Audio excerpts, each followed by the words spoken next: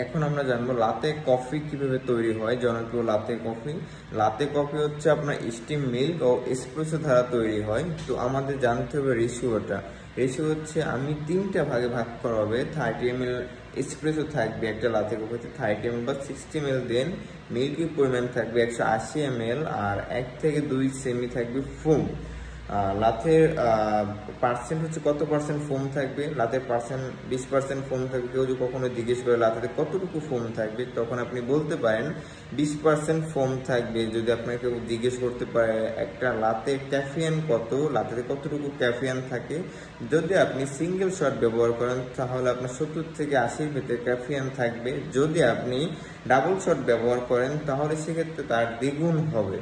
আর যদি কেউ জিজ্ঞেস করতে পারে আপনাকে লাতের কাপের সাইজ কতটুকু, তখন আপনি বলতে পারেন 8 থেকে 12 আউন্স।